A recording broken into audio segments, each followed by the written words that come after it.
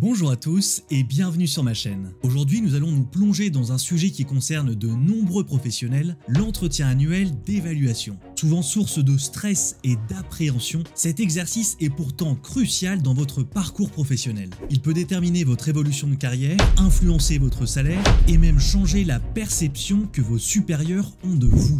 Mais pas d'inquiétude, je vais vous guider dans ce dédale complexe. Imaginez cet entretien comme étant un film dont vous êtes à la fois le réalisateur et le personnage principal.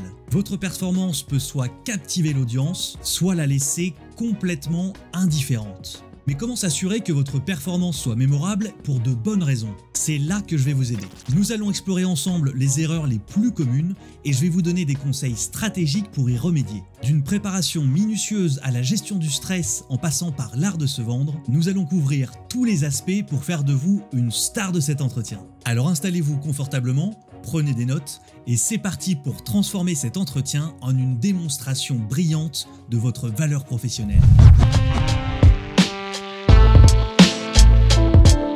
Dans cette partie, nous allons aborder un problème majeur et pourtant ultra fréquent, le manque d'objectivité dans l'auto-évaluation de son année. L'entretien annuel, c'est pas seulement un moment pour parler de vos succès. Je suis le maître du monde! C'est aussi là pour présenter un bilan honnête et réfléchi de votre année, avec ses hauts et ses bas. Personne n'est parfait. Lorsque vous préparez votre bilan, vous devez rester aussi neutre et factuel que possible. Imaginez que vous êtes un journaliste chargé de rapporter les événements de votre année professionnelle. Ni trop indulgent, ni trop sévère. Vous chercherez à donner une image précise et équilibrée de votre performance. Ensuite, il est tentant d'augmenter un petit peu la réalité pour paraître sous son meilleur jour. Mais rappelez-vous que votre manager connaît sans doute déjà la réalité des faits.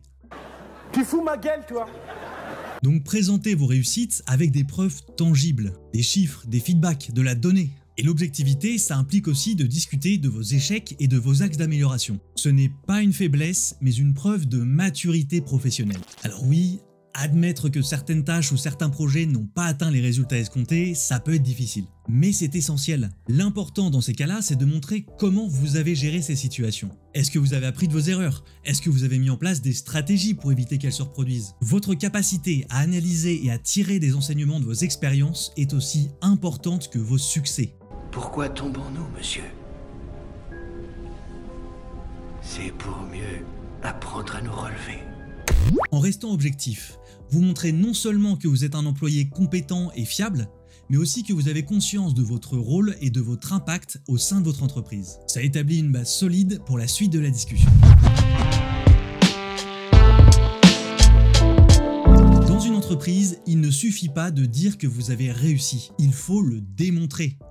Prouve-le-moi. Cette démarche est essentielle pour crédibiliser vos affirmations et montrer votre impact réel dans l'entreprise. Et c'est l'un des plus grands pièges dans ces entretiens. Parler de ses succès sans donner de preuves tangibles. Il peut s'agir de données chiffrées, de retours de clients, de rapports de projets, ou même de reconnaissance de la part de vos collègues ou de vos supérieurs. Par exemple, si vous avez mené un projet qui a augmenté la productivité de votre équipe, montrez-le avec des chiffres, avec des graphiques, avec des infographies. Ça va transformer une simple affirmation en une preuve irréfutable de votre compétence. Vous devez aussi contextualiser vos succès. Expliquer comment vos actions ont contribué aux objectifs globaux de l'entreprise. Ça montre que vous ne pensez pas seulement à votre réussite individuelle, mais que vous avez aussi en tête la croissance de l'entreprise. Et n'oubliez pas non plus le travail d'équipe.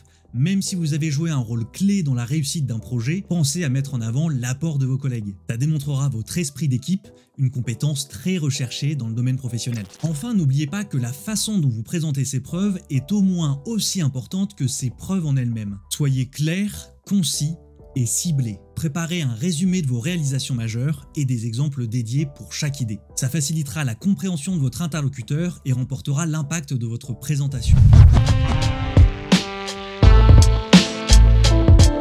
Bien sûr, la rémunération, c'est un aspect important de votre travail. Mais concentrer toute votre attention sur cet aspect peut vous faire passer à côté de superbes opportunités qui pourraient tout autant vous satisfaire. Un entretien annuel, c'est bien plus qu'une renégociation salariale. C'est l'opportunité de discuter de votre développement professionnel, de vos objectifs de carrière, de vos aspirations et de vos intérêts. Dites-vous que cet entretien est une revue stratégique de votre avenir professionnel. Quels sont vos objectifs à long terme? Dans quelles compétences souhaitez-vous vous améliorer? Y a-t-il des projets spécifiques que vous aimeriez mener ou des rôles que vous voudriez occuper? Ces discussions peuvent ouvrir de nouvelles opportunités au sein de l'entreprise, telles que des formations, des affectations sur de nouveaux projets ou même l'arrivée sur un nouveau rôle. Par ailleurs, discuter de vos réalisations, de vos défis et de vos plans montrera à votre interlocuteur que vous êtes un employé investi et tourné vers l'avenir. Ça va donc influencer positivement votre employeur, ce qui peut être bénéfique pour de futures négociations salariales. Demandez-lui de te augmenter, il te dira oui. Ensuite, dites-vous que le salaire n'est que l'une des nombreuses formes de reconnaissance et de récompense que vous pouvez obtenir. Des jours de congés supplémentaires, une plus grande flexibilité sur vos horaires de travail, plus de jours de télétravail. Finalement, c'est un peu ça le but dans la vie, non? Réussir à rien foutre. Ces aspects peuvent être plus valorisants et surtout plus bénéfiques pour votre équilibre vie pro, vie personnelle. Mais malgré tout ce que je viens de dire, ne pensez pas qu'il faut exclure la question du salaire. Simplement, il faut aborder la question de façon stratégique. Faites des recherches sur les salaires standards avec votre expérience et à votre poste dans d'autres entreprises et préparez des arguments solides basés sur vos apports à l'entreprise. Enfin, soyez ouvert à la discussion et à la négociation. Votre employeur peut avoir des contraintes budgétaires que vous ne connaissez pas, et une approche flexible et ouverte permettra d'obtenir un compromis qui pourra satisfaire les deux parties. Donc vous l'aurez compris, même si la question du salaire est importante, ne la laissez pas dominer toute la discussion. Parlez de votre carrière dans son ensemble, sur des aspects formation, équilibre vie pro, vie perso et sur les autres avantages que vous pouvez obtenir. Vous verrez que certains vous satisferont bien plus qu'une augmentation de salaire.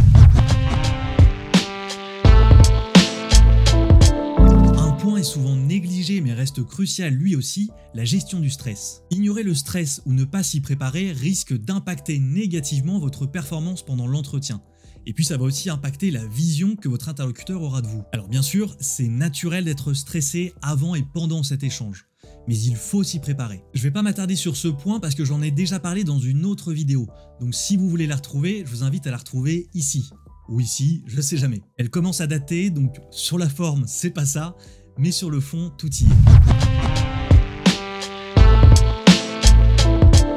Le manque de préparation, c'est votre pire ennemi. Aborder l'entretien sans se préparer, c'est comme partir à l'aventure sans carte ou sans boussole. C'est l'assurance de manquer une opportunité pour la suite de votre carrière et la garantie de sous-performer à cet entretien crucial. La préparation de cet entretien, vous devez la considérer comme un projet à part entière. Et ça commence bien avant le jour J. Pour ça, je vous conseille de travailler en 3 parties. D'abord le bilan de l'année écoulée, ensuite vos objectifs et enfin vos demandes. Chaque point doit être étudié, réfléchi et argumenté. Préparez-vous aussi à recevoir les feedbacks de votre manager sur l'année écoulée, qu'il s'agisse de points positifs ou d'axes d'amélioration. Et enfin, pensez aux objections qui pourraient être opposées à vos demandes. Plus vous serez préparé, plus vous aurez de chances d'atteindre vos objectifs. D'ailleurs, pour ceux qui veulent vraiment réussir à cet entretien, je vous ai préparé une formation dédiée au sujet. Dedans, vous aurez des vidéos explicatives bien détaillées, des fiches récapitulatives et préparatoires, un plan d'attaque bien défini, et surtout des heures de coaching individuel avec moi pour être certain de performer sur cet entretien et sur tous ceux qui viendront à l'avenir. C'est la première formation en ligne que je lance, donc croyez-moi, j'y ai mis tout ce que j'avais et même un peu plus. Allez, c'est fini pour l'instant promo. Rappelez-vous, cet entretien annuel, c'est une opportunité précieuse de mettre en avant votre contribution, de discuter de votre développement professionnel, de planifier votre avenir au sein de l'entreprise, mais aussi d'améliorer l'équilibre entre votre vie professionnelle et votre vie personnelle. Vous devez donc lui accorder toute l'attention qu'elle mérite. Et pour ça, chaque aspect que nous avons étudié aujourd'hui joue un rôle crucial. Ne voyez pas non plus cet entretien comme un obstacle, mais plutôt comme un tremplin vers de nouvelles opportunités. C'est une chance de dialoguer ouvertement avec votre employeur sur vos performances passées et sur vos objectifs futurs. Alors prenez ce moment au sérieux, préparez-vous minutieusement et entrez dans ce dialogue avec confiance et clarté. Pour ceux d'entre vous qui cherchent des conseils plus approfondis et un accompagnement personnel,